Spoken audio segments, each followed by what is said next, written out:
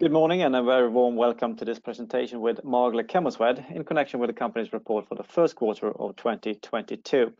The company is today represented by CEO Justin Pierce and by CFO Petra Jönsson Sjölin. My name is Alf Riple and I will be your moderator today. I work at Västra Hamnen Corporate Finance. We will start with a presentation by the company and after that we will have a Q&A session. Everybody who's listening can ask questions by writing them. There's a little control on either on the right side of your screen or the bottom of your screen, depending on what device you're using. You can expand that and write your question there. I will read it out and the company will answer. So all that remains for me to say is that this session is being recorded. The recording will later on be found on Magle Chemoswed's homepage and on Västra Hamnen's channel on YouTube. So with that, I give the word to you, Justin and Petra. Super. Good morning and thanks, Alf, and thanks for hosting us again. It's a privilege to be able to present the Q1 report in this format. So it'll be both myself and Petra, who's not keeping up with the slides, so if she hits twice, we will get there. Who will be presenting this morning. I will cover the general business part of the update and final summary and conclusion and thoughts. And Petra will cover the more financial side of the business. So moving on to the highlights of the first quarter. I mean, for us, net sales were certainly in line with expectation. At least on first glance, it looks a little bit below the same period in the last year, but this is also largely due to the fact that we have a different model of revenue recognition. So I think overall, in terms of total sales, we were just over 1 million above sales for the same period last year. EBITDA, we've worked very hard on. It's one of our financial goals to get the EBITDA up to around 20 to 21%. And you can see that there's a vast improvement over the two periods in comparison there with a 3% increase. Likewise, an operating profit, we have a good operating profit return from the operation this year. Part of this is due to the fact that our focus has shifted to the DSM products. We have higher margins on the DSM products. This is part of our strategy moving forward and into the future. And this is a slight move away from the lower margin areas of the CDMO business that have supported us so well in the past. So right now the balance is shifting a little bit when it comes to the operating profit and the contribution coming from the DSM products. Operating cash flow after adjustments for the Q1 royalty coming into the account after the publication of the report. Again, we're up on last year, so around 4.2 operating cash flow in comparison to 3.6. So we continue to trend in the right direction. In terms of business, as an overview, what we've seen in the first quarter, looking at Magle Chemoswed as our CDMO, we've seen the trend of development service growth continue, and we've been quite picky now in terms of what projects we can support, how they come into the business, and what the return is for us. So a lot of discussion around our strategy here in having a higher profitability amongst our CDMO projects continues. We have the Swedish MPA coming to inspect us in June. This is so that we can increase our service offering for sterile drug products. We have just finished the building of a Class A or Grade A clean room. This allows us to handle highly sterile, small batch drug products where we see a niche in the CDMO market for us to expand onto. On the other side of our generic drug portfolio, we've seen a decline in the manufacturing revenues coming from those products. This is largely due to the Chinese market, which is a fairly large market on the generic warfarin side for us. Still remaining largely closed to us around the COVID, as we see the ongoing issues around Shanghai and the zero COVID policy that we have in China. And then we also had some supply into Russia, where we have taken a strategic step not to supply material into Russia given the current circumstances. So this impacts part of our manufacturing revenues. from the supply of our APIs into that. But overall, in terms of contract manufacturing that we do exclusively for other customers, this is in line with our expectations and remains strong. We're continuing to meet the demand for both our US and our European market customers in relation to those. Moving on to Magle Pharmacept. This is our base in Berlin. Embocept S, as we press released, has now been put into the European CIRSA guidelines. This is a huge milestone for us. What that means is it becomes a standard of care. So interventional radiologists are now able to rely on that. It has an effect in two ways on us. One, on the reimbursement of the overall product, as it is a guideline product now, so we can use that procedure to push the reimbursement prices. And the second, in terms of uptake at other clinics around Europe that hadn't previously been using the product. So it gives us both a sales and a price point boost. In terms of our investment in the sales force has doubled since our acquisition of Pharmacept in 2021. And we have a fairly aggressive strategic program running now until the end of 2022 to add a further 3 to 4 people into that group.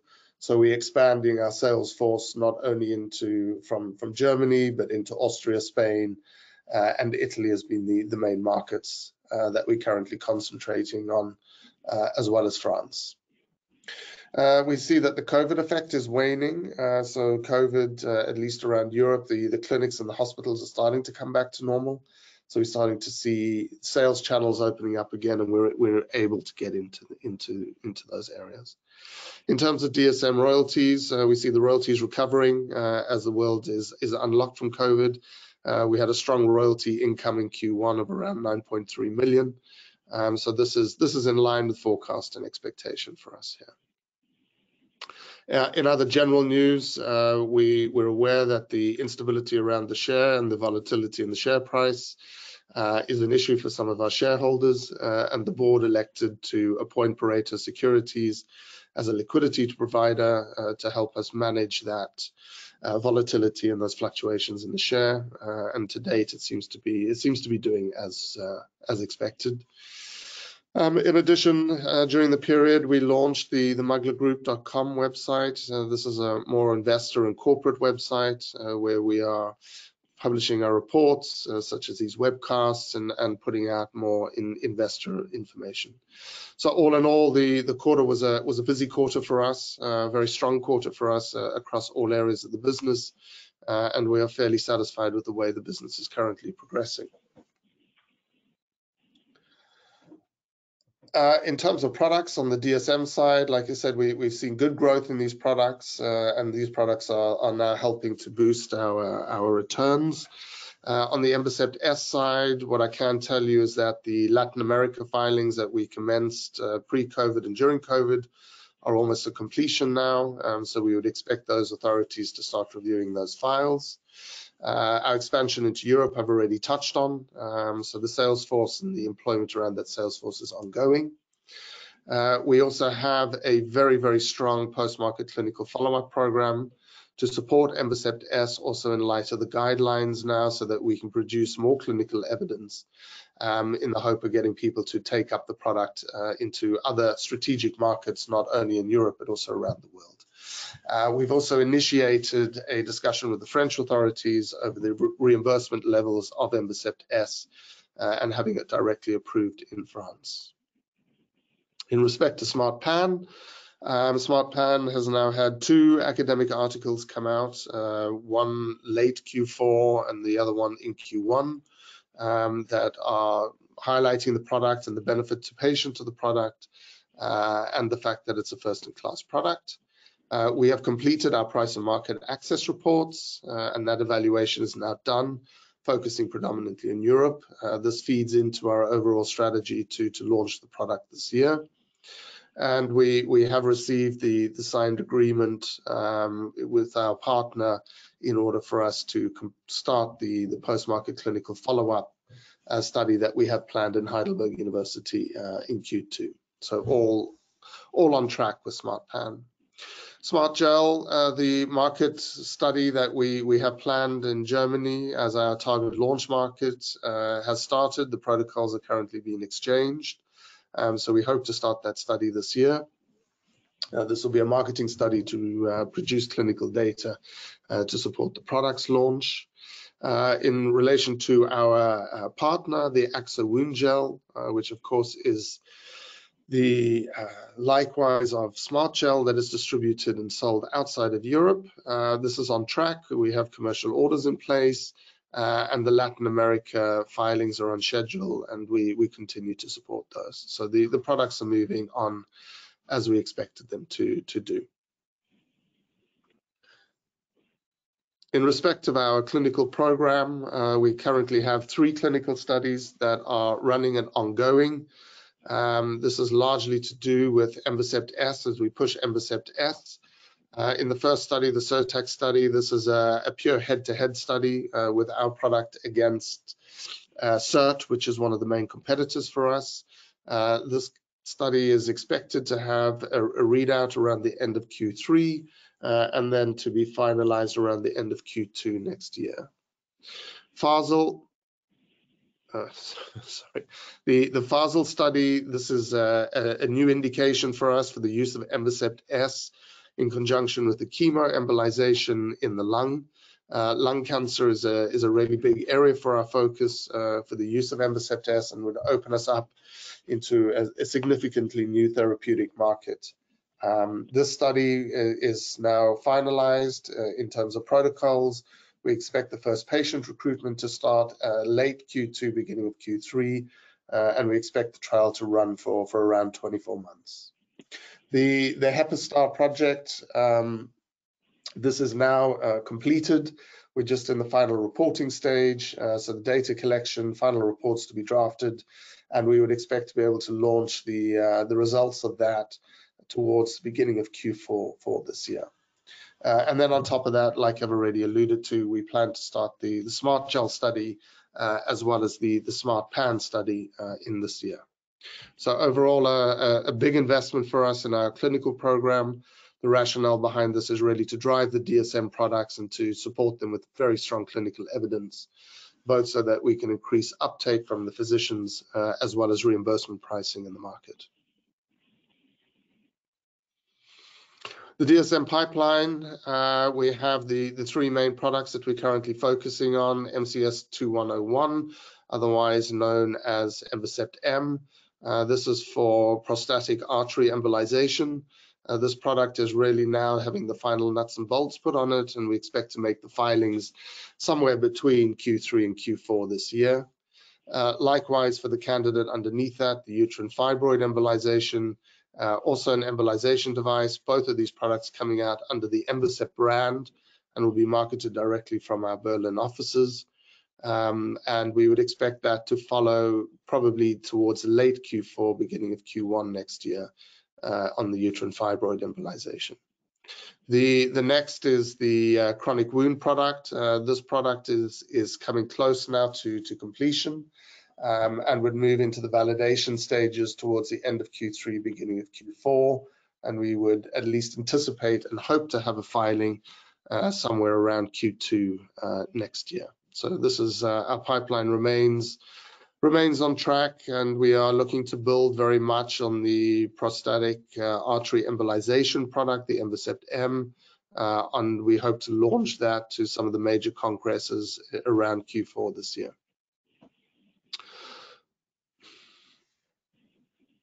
So all of this being in line with our growth strategy, and we continue to push our growth strategy. I think our growth strategy is currently starting to pay dividends as we can see higher returns, better cash flow coming into the business.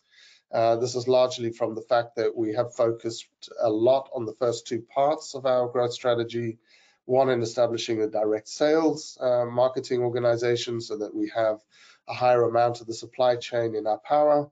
And also making sure that we're really optimizing both from a cost perspective and a profit perspective our CDMO projects running through. So these have been our 2 focus areas since Q2 last year, and we can see that they are starting to pay dividend to us.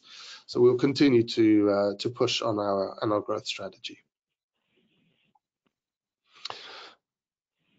So with that, I will hand the financial part of the presentation over to Petra. Okay, thank you very much, Justin. Just to highlight and also to split up the net sales, it's divided into these graphs to just show you the sales mix, how it looks like. So as you can see, the manufacturing revenue has decreased from previous year, while on the other hand, we including also contract manufacturing revenue. But on the other hand, we can see an increase on the contract services and the DSM license revenue, but also, of course, the DSM products, since we took over Pharmacept in June, so therefore we didn't have that much of a sales in the DSM line. So in general, looking at it as it has looked, we have what is expected from us as well. We have performed. We are also looking at in terms of the licenses revenue that we received, as Justin mentioned before in the early stage, was that we have, unlike in the same period of time last year, we have the same value of it. Looking at it as Justin also mentioned, is the Russian demand. We have decided not to continue or just pause the sales for that, and there's of course have an impact on the market manufacturing services that we are providing with. Looking forward into to the DSM product, as you can see, as also that Justin mentioned earlier on, the DSM product is something that we are focusing on. Therefore, you can also see a change in the sales mix moving forward.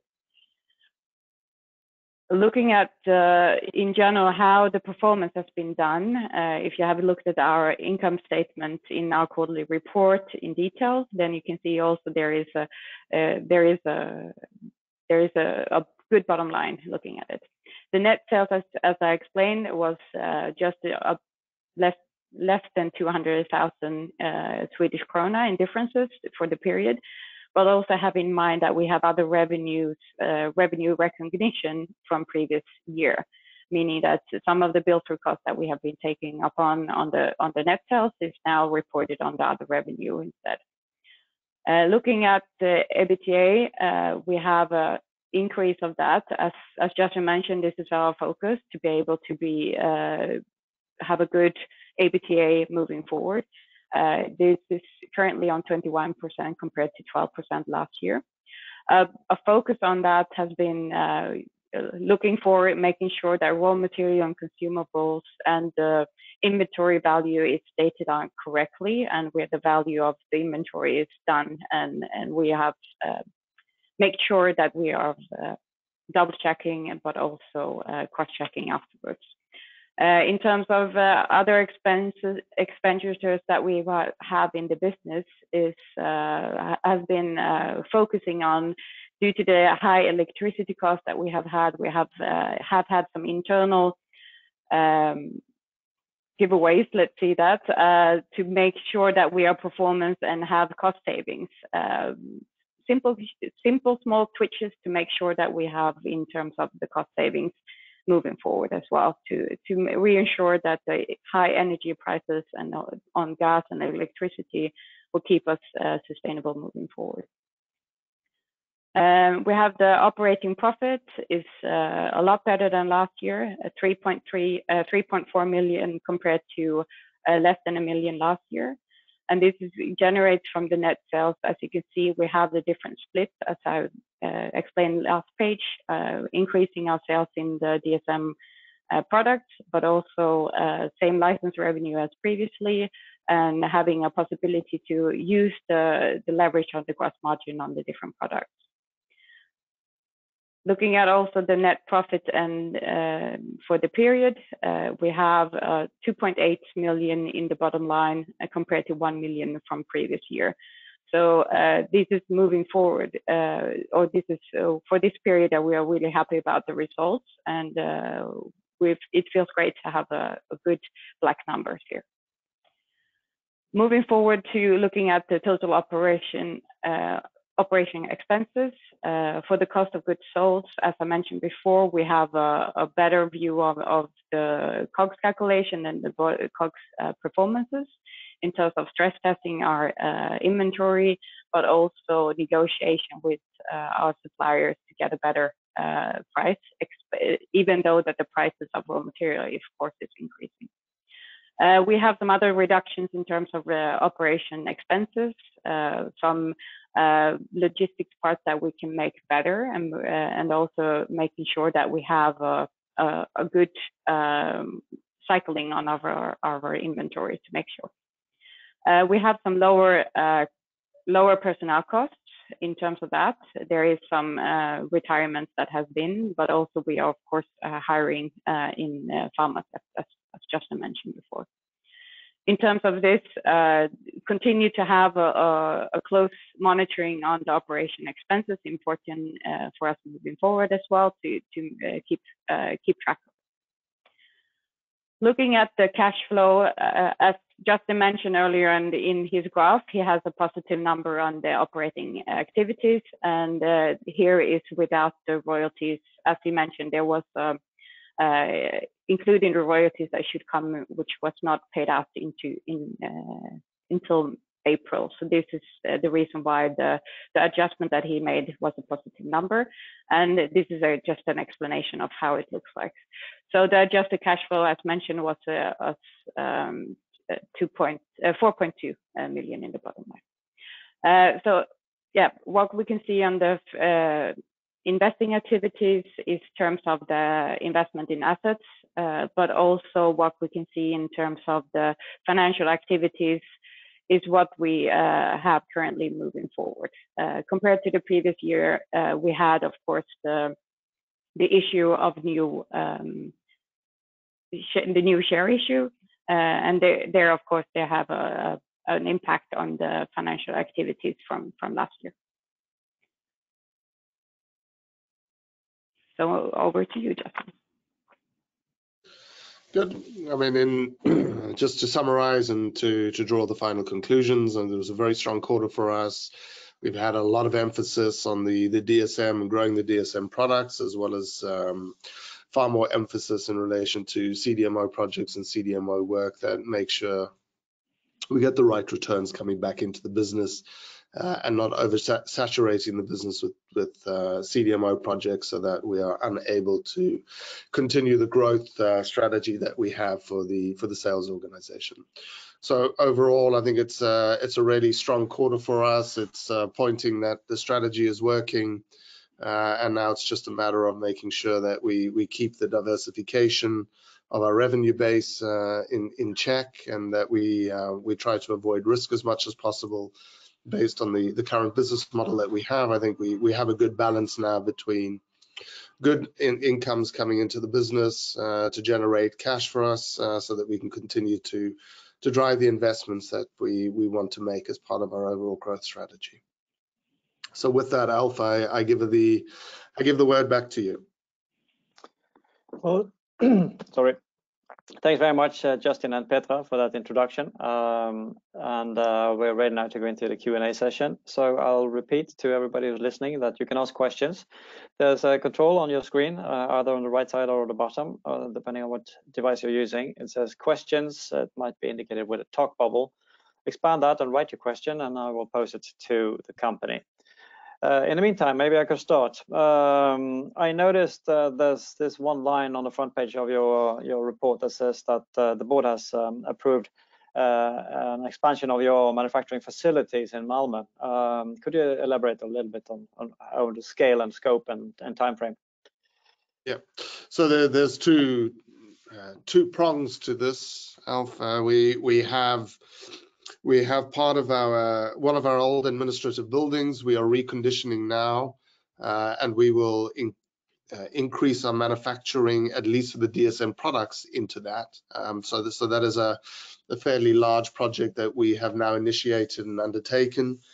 Work is expected to start on Wednesday as it goes, and we expect to have that shut down and closed out by the end of the year. This will be predominantly dedicated to DSM products, with some parts exclusively set aside for the CDMO. So we'll keep the same business model where we have part of our overhead is covered by our CDMO business, and the remainder is used for the DSMA business. There's another part linked to this. Like I said, there's a twofold answer to your question. The second answer here is that we have entered into a pre-agreement with Malmö City, and the city has agreed to sell us a piece of land adjacent to our current manufacturing facilities. This will allow us to situate all our administration and as part of our warehousing and things onto that land, and this will free up capacity that we have in our existing production buildings. And this is a little bit of a longer term expansion goal for us. But yeah, we're really pleased that Malmö City are supporting us in the way that they currently are supporting us, and we are currently in the pre-planning stage with them. So we're now going through the hoops of the planning officers and all the rest. But it's an exciting time for us. Thank you. And also, I was thinking about the numbers that you presented and the revenues compared to last year and to Q1 last year. There is quite a substantial drop in manufacturing revenues, as you have already explained. And I just want to make sure, you mentioned China lockdowns, and you mentioned not wanting to sell to Russia. But is that both of those in the generic API manufacturing, or is it also in contract manufacturing? Predominantly in the generic supply, so generic manufacturing. Overall, we would expect within the region, looking back historically, between China and Russia, probably to have an effect of around 4.8 to 6.5 million over the year impact on us. Okay, right. And you posted quite a bit higher than we had expected in the line item royalty income. It seems to be quite variable between quarters, but we have noticed that there is a slight tendency, or has been at least historically, a tendency that it's higher in Q1 than in the other quarters. Is there a seasonal effect that you are aware of? There is often a supply chain effect, and yes, you know, to the best of our understanding, Becton Dickinson do like to stock up. So coming into Q1, there is a restocking of their supply chain, as it were. But it's not necessarily seasonal. I think this is just more natural rotation of the stock in the inventory control that they have. What we did see last year is we saw much lower figures in Q2, 3, and 4 than what we would generally see pre-COVID times. So Q1 can be higher, but usually not so substantially higher as it was last year. Okay, so we should not take it to mean that the coming quarters will be well, substantially different in a negative direction than what you posted here now. We can't predict the future, but at least looking back historically, pre-COVID, we seem to have a higher than what we've received during COVID, quarter to quarter. So, all right. Yeah. Good. And also, I wanted to ask you about the cost side. Your operating expenses were quite a bit lower than what we had expected, and particularly in personnel costs. And Petra, you explained that you have a lower personnel costs compared to Q1 last year. We would expect the personnel costs to actually go up since you have acquired Pharmacept and also are recruiting there. Is it reasonable to think that this line item is going to go up as you continue to add people in Pharmacept?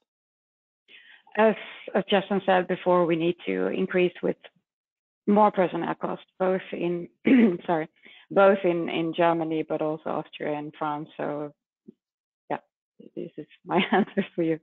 All right. Yeah, and I wanted to get back to that because you have discussed previously also that you were considering hiring people in France. So I have two questions on that. First of all, what is the situation there? I think you still say that you are considering this, and what does that hinge on, that decision? And I also wanted to repeat or get back to what you said, Justin, about looking at Italy, Austria, and what was the third country? Spain. Spain. Sorry. So do you actually plan to have people boots on the ground in all of those countries? In a perfect world, we'd love to have boots on the ground in all those countries. This is an incremental growth that we're currently looking at. So we need to make sure that we have the market established that can support having those people on the ground, as it were. To answer your first question, Alpha, what does France hinge on? France hinges very much on our discussions with the French authorities at the moment over reimbursement. The French have a very special system of reimbursement there, and we're currently going through those hurdles and loopholes, as it were. And as soon as we can get some clarity from the French authorities as to what we have to do to be approved on the reimbursement system for the national health system, that'll help us to make the decision economically and a business case wise in terms of does it make sense for us then to put people into France to drive the French market. So that's the hinge, as it were, for the French market. For the other markets, it is very much about business case. It's about how many units can we shift, how long will it take us to establish the people in those regions. Obviously, Austria is a much closer region to Germany, so this is, geographically it's easier for us to cope with, linguistically easier for us to deal with as well. So I think the first expansion we will see will be into Austria, from Austria into Spain, and then depending where we end with the French authorities, Spain and France could be in parallel with each other, and then we'll probably follow into Italy, because Italy's a slightly more unique market for us to have our own boots on the ground there. But ultimately, yes, we'd like to have our own sales force in each of those regions. And when we're discussing reimbursements now, is that for Embocept S in particular, or is it for the whole portfolio? Right now, the reimbursements we have in discussion are predominantly for Embocept S and for Smart Pan. So for Embocept S, obviously, is already in the market. And currently it's used in all of these jurisdictions, but it is used through the reimbursement system directly at the hospitals. And what we'd like to do is have it classified on the reimbursement system on the National Health Services, which makes it easier for the hospitals to purchase the product.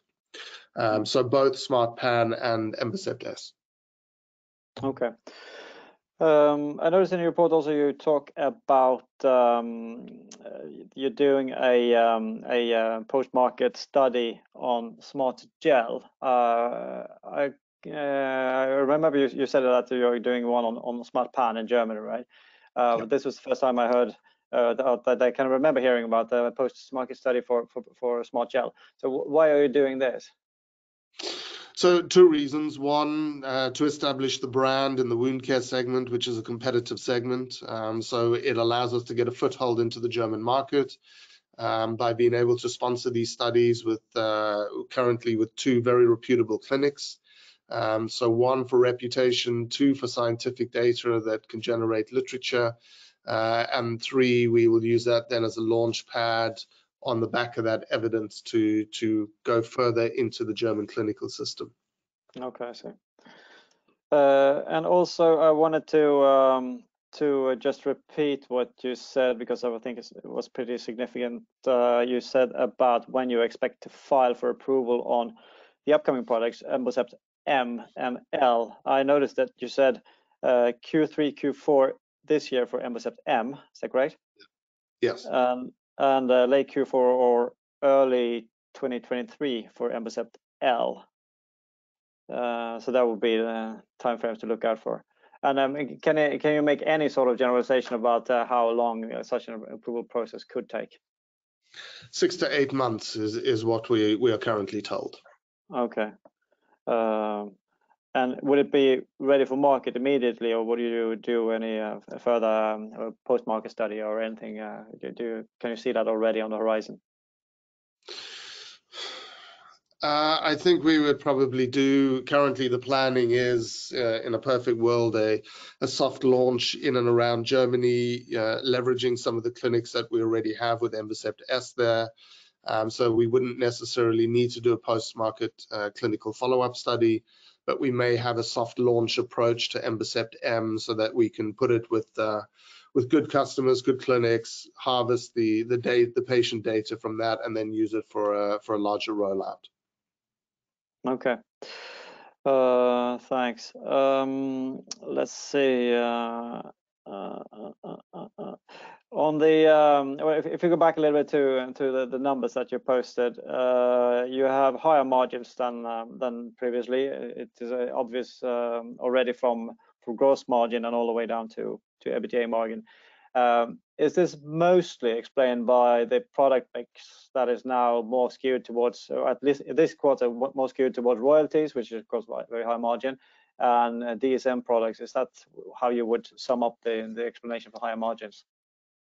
Yeah, I think those are the two main drivers that are affecting those lines, Alf. I think the other one is, part of our growth strategy is also to look at the CDMO work that we're doing, and to make sure that we are protecting the margins that we have in those products, in those projects. So I think that's the other contributing factor here, is to make sure that we are still being competitive, but not selling our services and our time and expertise where the competition is too high and there's too much margin pressure on us here. So yes, but ultimately the DSM royalty and the DSM product sales is what is making the major contribution to those lines. And finally, I just want to make sure I understood correctly about the royalties and when it becomes cash flow. You said that parts of the royalty that you have posted as income in this period is not payable, was not payable until April. And is that the reason why you have such a usually high number in your balance sheet for other operating receivables at the end of the quarter? So yes, to answer in terms of where we get the royalties. So usually the royalties is paid out the month after the quarter closes. So thereof there is the gap or the delay in terms of the royalties. And looking at the cash flow, of course, it has in the consolidated cash flow, it shows really clearly that the delay has an impact, of course. Okay, and so that means that is that the full 9 million that you posted as royalties that would fall due in April? So that would boost cash flow in the second quarter. Yes. Okay, good. Right. I don't have any more questions for you today, and I haven't received any from the audience. So I think I'll just take the opportunity to say a very big thank you to Justin and to you, Petra, and also to everyone who's been listening. Super. Thanks for hosting yourself. Thank you. Bye-bye. Bye. Bye.